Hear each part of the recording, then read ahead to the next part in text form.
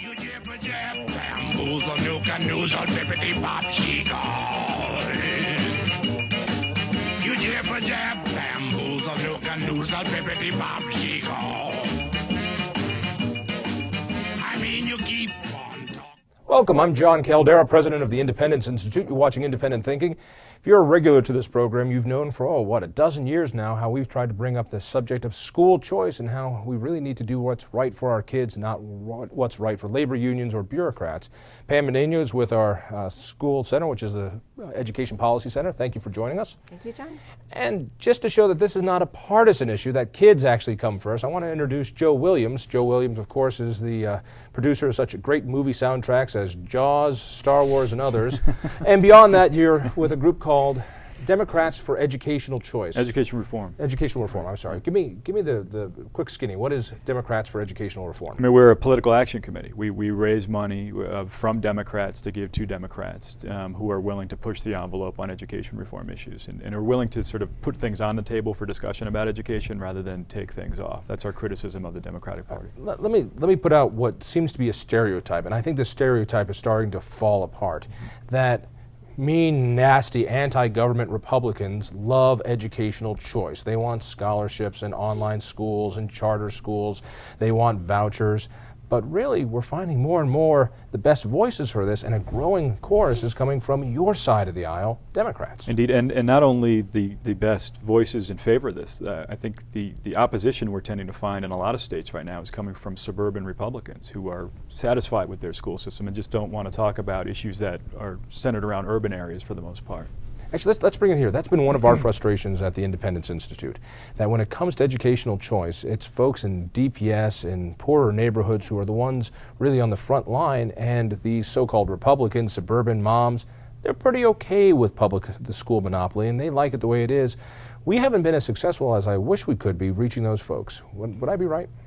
Well, yeah, you're right. And of course, in Colorado, we have open enrollment where they can go to any school in their district and across district lines.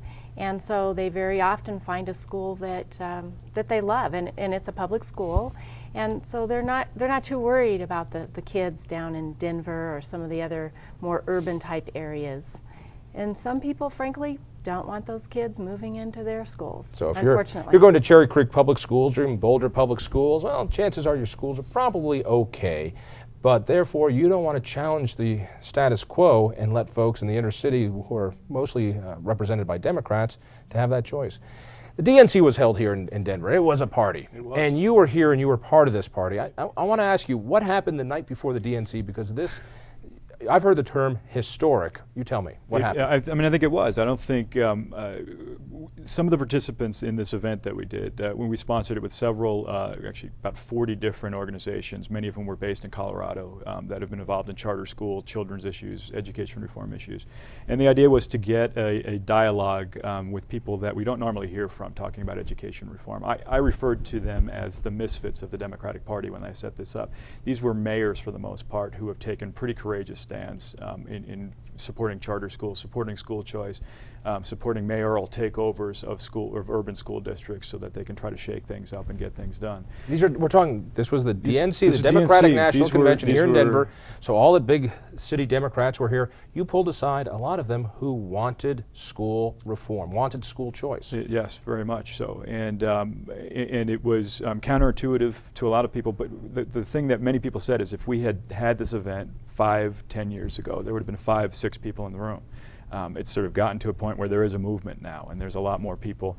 I think in some ways because there have been some courageous Democrats that have stepped forward and give me some names, national names. Cory Booker, the mayor of Newark, I think got a lot of attention at that particular event because he had some very pointed comments about what the politics are like when you are a Democrat and you do come out in favor of this. He talked about being threatened. Now he's of course from Jersey Newark, City. Newark, New Jersey, a city that needs a lot of help with its schools. Right now. I've met him. I've talked with him. He's a very powerful and charismatic guy, and he's willing to take on the entrenched bureaucracy that protects the status Absolutely. quo. Not an easy job for an inner city Democrat, is it? It is not. I think from his perspective and the perspective of other people like him, if they're not going to do it, who is? I mean, it's their cities. And I think we're starting to see a shift where 10 years ago a lot of governors sort of dominated the education debate.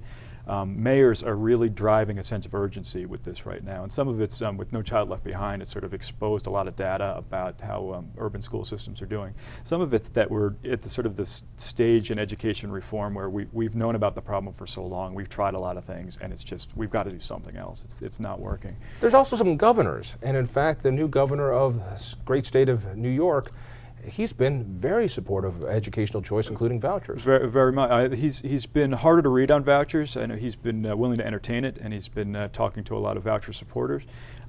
In some ways, it's a function of the fact that New York has some Blaine laws, Blaine amendments, that are going to make it very difficult to have vouchers. So, but there are discussions from time to time about tax credits. But charter schools are really where it's at in New York right now, and Governor Patterson has been a very strong supporter of charter schools. Bringing it here locally, you've also noticed that what seemed to be a Republican movement to try to get more choice, whether it's charter schools, whether it's open enrollment, whether it's online schools, and then of course vouchers, has really been led by Republicans. But in the last decade or so, it's been Democrats that have really taken the heat from labor unions and a lot in their own party. It's not an easy thing for a Democrat right now to come out and say, I'm for educational choice, but more and more of them are doing it. Am I reading that right? Well, yeah, I wouldn't say it's been for the past decade, but the last few years for sure. In fact, when the Democrats took complete control over Colorado a couple of years ago, I thought, well, this is going to be fun to watch, because I knew there were people like Peter Groff, Terrence Carroll, who were going to stand up and protect charter schools. And I knew there were other Democrats that were going to try to bring them down a few notches as far as they could. So it's been pretty exciting to watch. And they've done a great job. They certainly have. And the innovative bill last year, I know Joe can tell us an inside story on that I thought was real interesting. Yeah, we're talking about the DNC having this big meeting, and you called it historic, when finally Democrats are saying we need to take on the unions, we need to take on government education and change it. Bring it here to Colorado so we can understand. Sure. I mean, let's tell you how our organization, Democrats for Education Reform, got involved in Colorado.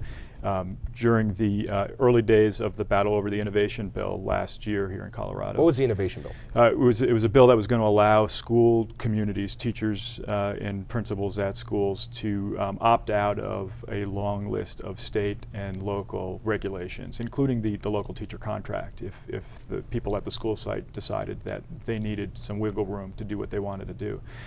So we had a couple different schools here in Denver. Then you guys are much more familiar with the story than I am on this part of it, though, that wanted permission to, say, work a longer day to help their kids catch up, to work on Saturdays. Let me see if I got this. And Pam, fill in the blanks for me.